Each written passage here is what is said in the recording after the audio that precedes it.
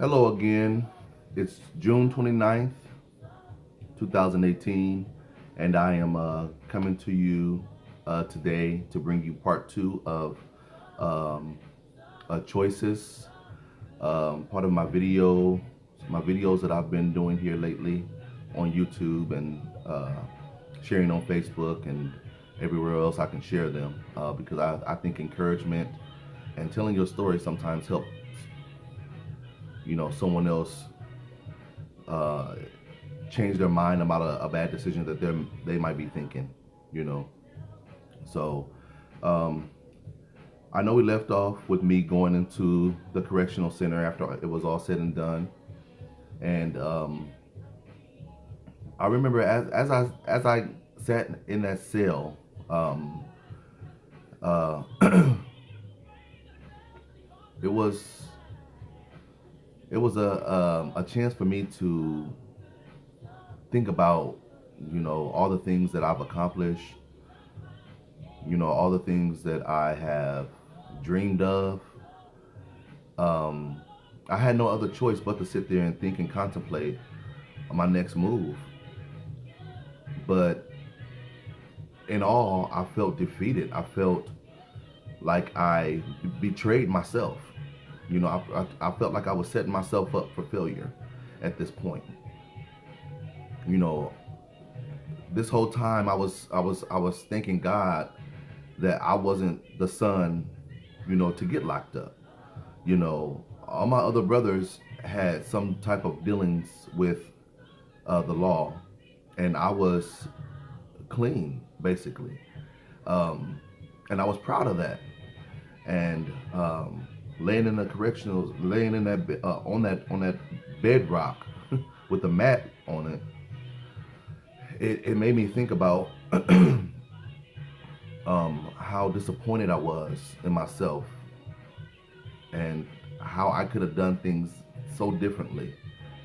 Um, I was creating a mess. I was creating a mess, and I was expecting, I was sort of expecting God to bless me in this mess that I'm creating. I mean, no. When you create a mess, it's pretty much all you. You have to take responsibility for your actions and stop blaming everybody else. It's you. And I made my mess. And I wanted God to get me out of this mess. I wanted him to put it behind me. But he had other plans. He had other plans. It wasn't going to be easy. He was going to get me out, but it wasn't going to be easy. So going from the correctional center, I stayed there until about uh, 3 or 4 days. I was in there, and then I'm sorry, no, I'll take that back. It was like a week and a half that I was in there until I was got a bond, and my mom and my family was able to come up with the money to bail me out. Which there was some people, that was telling my mom, "Hey, just let him sit there," which I would have understood. I would have understood. Being this younger guy, a younger self. I wasn't thinking right. My head wasn't on straight. So maybe I did need that time to spend in there. And it was rough. So I stayed in there for a week, about a week and a half, until I was bailed out, and it was it was crazy. The whole situation was crazy because my mom was out here struggling trying to get this money. She had to come up with $5,000 to bail me out. Like I said, people were telling her not to do it. Let them stay in there, and it was people that I thought that was gonna say, "Okay, we got his back. We're gonna get this much. Let's get him out of there." But everyone was disappointed. Everyone was shocked when it came across the TV. People were calling my mom. My mom ultimately said it felt like she was going to my funeral because I was taken away, and it hurt me, to have her go through something like that. But Those are choices. It's all a part of that choice that I made to do what I did, and I'm paying for it right here. Uh, so getting out, going home, it felt so good to get out. You know, I wasn't myself at all. I tried not to hang around certain people. You know, I pushed them to the side. You know, I started to focus more on me. You know, I started to pray a lot more. You know, it brought me to a place where I was like, you know what, I gotta change my life. You know, I made the choice to do this. Now I'm gotta make the choice to do this positive thing for myself. You know, to support myself as a young man. You know, growing up. So I decided to just take that, and I was frustrated. You know, and I spent a lot of days tears flowing, you know, because I hurt so many people. Um, but I started working. I got a good job, you know, because I wasn't um, fully in the system yet. You know, they just charged me, you know. So I didn't have to put that detail down on applications. So I got a decent job. I started working at APAC, um, APAC telemarketing, and I was proud of myself, man. I started working there. I got a car. You know, everything was going cool. Everything was going right. You know, I was getting promoted there. I was promoted to a supervisor there, where I was in charge of supervisors on the floor. You know, I was doing it, man. I was actually doing it, and I always thought to myself, I'm like, man, I could have did this before. Why didn't I just utilize what I know I have to do this? What I'm doing now. Why did it have to take me to almost get my freedom taken away to realize how much potential I had, and how much I had to offer to the world. I mean, it was the mess that I created, and I had to get myself out of it, because God is not gonna bless your mess if you stay in it. You have to get out of it. Then the blessings will start to flow. But for me, I know I wanted to tell the judge, you know, before I went and got sentenced or whatever, that I was working. I started going back to school. I was going for my associate's degree at Metro. I was doing all kind of things to make myself look good, knowing that I was making myself feel good as well. And the amazing thing about it was, I got a lot closer to God. I started to pray a lot more.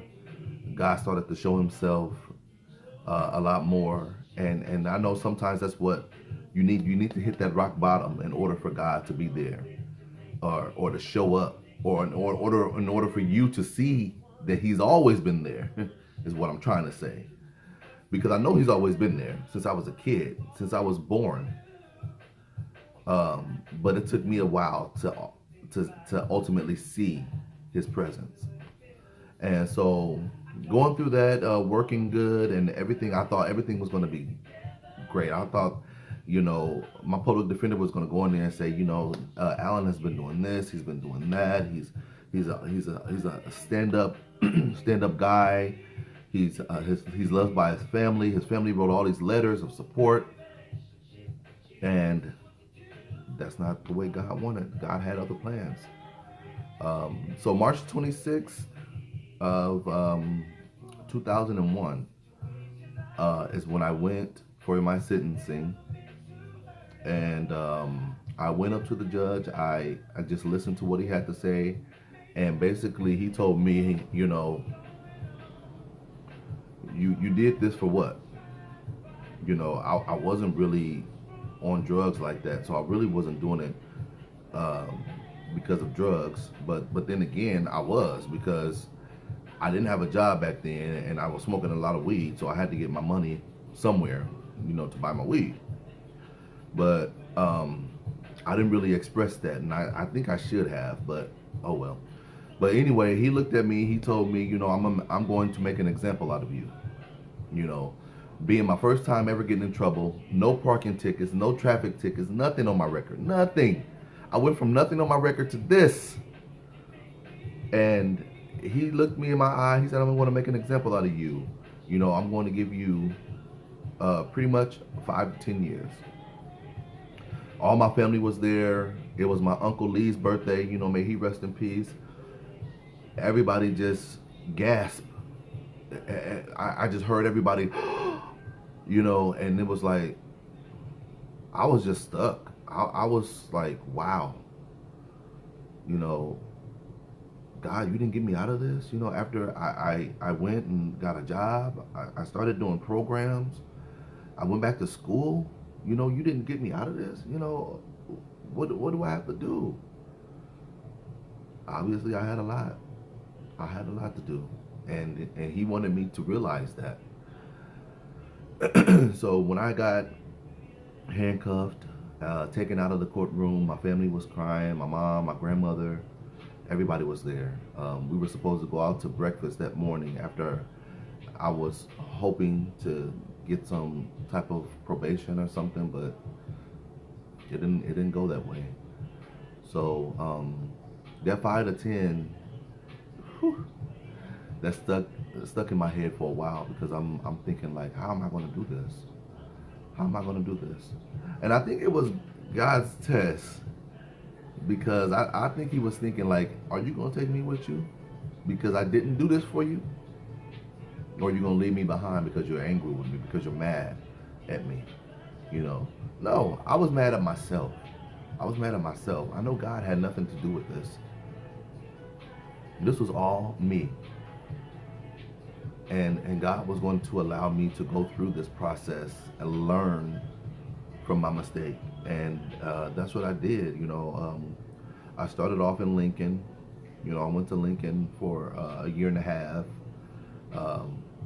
That time was okay. I mean, it was hard because, talking to my mom on the phone, I remember those nights like it was yesterday. I mean, she's a strong woman. She held it together. She gave me strength. She gave me hope. Her and my granny. And everybody wrote me. I was getting all kind of letters. That support is awesome, man. So it's important for young men out here that's listening to these videos not to burn bridges with your family, man. Don't burn bridges with your mom, with your dad, your grandparents, cousins, uncles, aunts, because you never know when you're going to need them. Because at that time, I was around people who weren't getting nothing. They were getting commissary from the state. The state was providing them the basic necessities, and that's it. You couldn't get no extra, if you didn't have the money on your books. So I was fortunate in that aspect, and I learned a lot from being incarcerated. I learned a lot. I'm really not going to go into it too much on this video because I don't want it to be too long. But choices you make, I mean, it makes a difference in your life. And I made the choice not to blame God, but to blame myself, because I know I had a lot of work that I needed done. So whenever you're thinking about, that mess that you've created, you have to get out of it first before God to even consider helping you. If you want to stay in it, then you're going to be in it for a while. You have to make a choice to move out of it. That mess that I created for myself, it was going to continue. And God knows what would have happened. I could have got shot. I could have invested in a real gun and maybe shot someone. And I could have been looking at a life sentence instead of a 5 to 10 year sentence. But God didn't allow that to happen, and I thank him for that. I had plans to do so much more. But God was like, nope, I'm stopping it right here. You know, you're going to go and do some time. You're going to think about this. I was at my low point. I was at my low point, and I needed Him. And He knew I would need Him. And I made that choice, you know, to turn myself around. And until this day, I haven't went back. And that was 2000, 2001. And it's now 2018. You know, I'm not going back. I'm not going back there. And if the Lord is willing, I hope I never end up back there. It's not the place for anyone. It's not the place for anyone, but a lot of us need it. A lot of us need it. And for those who don't understand that, let me explain. Because sometimes it takes going to jail, being in a place away from people, for you to fall down on your knees and ask God to help you. It takes you to get to that place of disappointment, that place of anger, that place of sorrow. You know, all together, all these emotions combined together, it takes that sometimes, you know, to open you up to what God really has in store for you. And I'm not gonna preach or nothing like that, but I'm just talking about the mess that I created, you know. And I was building a mess. And God wasn't gonna bless that until I made a choice to get out of that. So, like I said, I'm not really gonna talk about it too much. I know it's still a little lengthy right now. I'm going to go and play some tennis today. You know, I'm trying to get fit and in shape. I'm trying to eat right. I have to make that choice. And sometimes I'm like, man, come on, man. Why can't I just eat what I want to eat? I want to eat slices of pizza. I want to eat some chicken. I want to, you know, I can do all that, but exercise. You know, eat portions. You know, I've done it before. I've lost 20 pounds before. It seems like I gained that back plus some. But the choices I make, man. These choices will get you, but they will also help you if you make the right ones. So continue to make the right choice. My next video, I don't know when I'm going to talk more about my time in Omaha Correctional Center, but I'm going to do that down the road here because I really got a lot of growth from there. And I even wrote a book that I haven't published yet. I got to get that going so everybody can read about that experience. But I'll talk about it a little bit as well. So I'm hoping that everybody that's looking at this get something out of it. Comment below, or and subscribe. You know, we can continue this conversation if you like, and continue to be blessed. Continue to make the best choice for you, for your growth, for your happiness, and God will be there for you. So have a blessed day. I'm about to go play some tennis and enjoy this day. I'm off today. Thank God. It's my weekend. All right. Have a good one. Love you.